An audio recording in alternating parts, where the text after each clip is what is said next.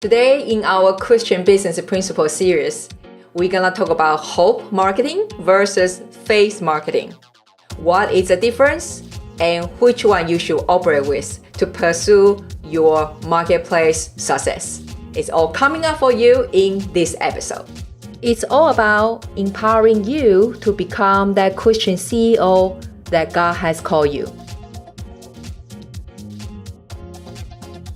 As Christians, I'm pretty sure you are familiar with the book of Hebrews chapter 11, the hall of the fame for our faith heroes. And the verse say, now faith is a confidence in what we hope for and assurance what we do not see. Now, from verse 3 to verse 31, we could see there's a pattern. It all started by faith. Then the actions follow, the action those heroes took, right? The key word is action. More precisely, we are talking about bold and probably scary actions. From Moses' Red Sea departing to Joshua's 7 days of Jericho wall. Don't you think after Moses got that command from the Lord to lead the tribe of millions, literally, to walk towards to the Red Sea, before they have to even took the first step, they probably have to do some logistic planning, right? Or for Joshua to walk the Jericho wall for 7 days, he probably had to arrange a little bit food and the scheduling and all that kind of things. In short, after our faith heroes got the command from the Lord, they don't just sit there, do nothing, or took the steps without stewarding what they have in hand, However, here's the thing. I have seen so many Christian entrepreneurs are using the hope marketing in their business and wondering why that it doesn't work for them. And even worse, that resenting about why others are successful, maybe with less experience they have or with the level of faith they have. Let's say the level of hope they have. I often say entrepreneurship is an inner game. One of the best personal development we could have because it requires 3 things. 1, you gotta be brutally honest with yourself. We get to know what we are really good at and what we are pretty lousy at. And we need to take appropriate actions towards it. The deeper self-awareness we are willing to accept, the faster we will grow.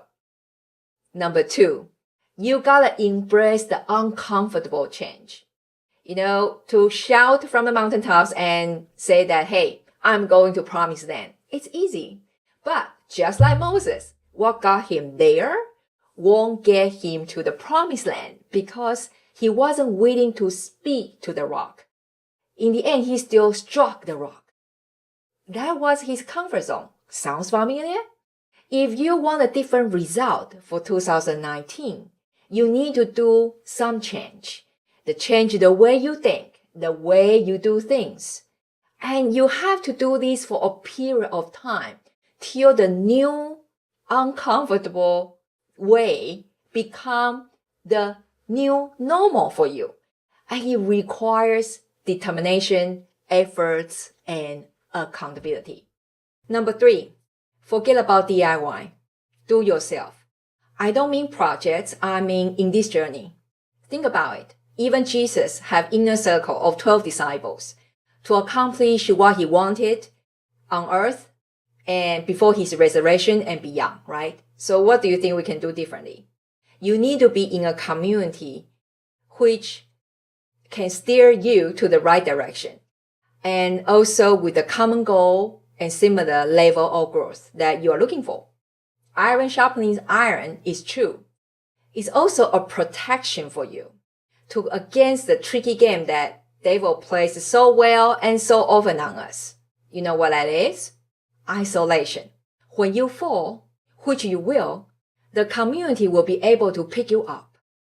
And when you got stuck, which you will too, I'm sorry, just be honest. then the community will be able to provide you the different perspectives so you can stop the wasting time and energy and resources, just kind of stuck in the same mountain around and around. Hope is not a marketing strategy. After you receive what God asks you to do, remember our faith heroes? You need to exercise a calculative risk assessment. You still need to do those fundamental pieces.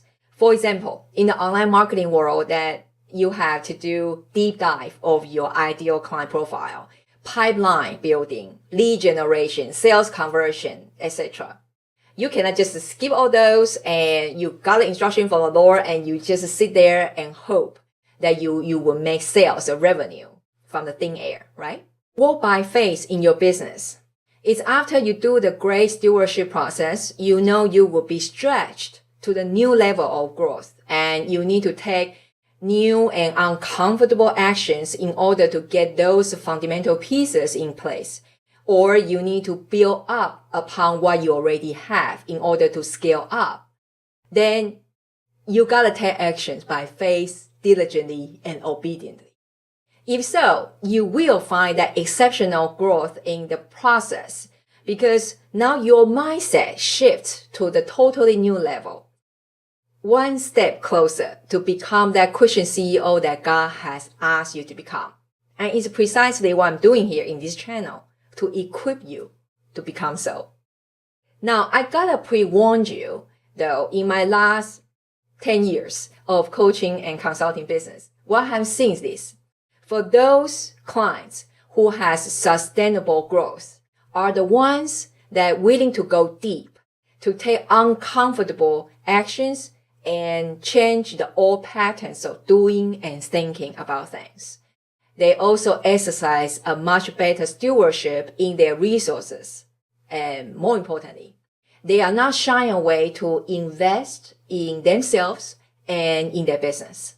On the contrary, for those clients who only have a short spurt of success, are those who they couldn't sustain their success because of they didn't fundamentally change how they think and how they operate. It's a very harsh fact, but there's no way around it. And this is why that myself is in a mastermind, a high-end mastermind. You probably know my business mentor is Chris Ducker. And myself, I also host a mastermind group for my clients because it works. Nobody can be in this journey alone and be sustainable at all. So how about you? Where are you now? Are you in the crossroad for the next level of growth? Or you just get started? It doesn't matter where you are. Please share with in the below comment. And also share with us that what is that number one thing that has held you back for you to move forward or for the next level of growth? Because that's what this community for. Who knows that your one question might actually help a lot of people who watch this video. And other people's answers or my reply maybe just get you unstuck. So please share with us in the below comment. Hi there, before we move on, I just want to take an opportunity to say thank you for those of you who have shown us a love by liking, commenting, sharing, and subscribing.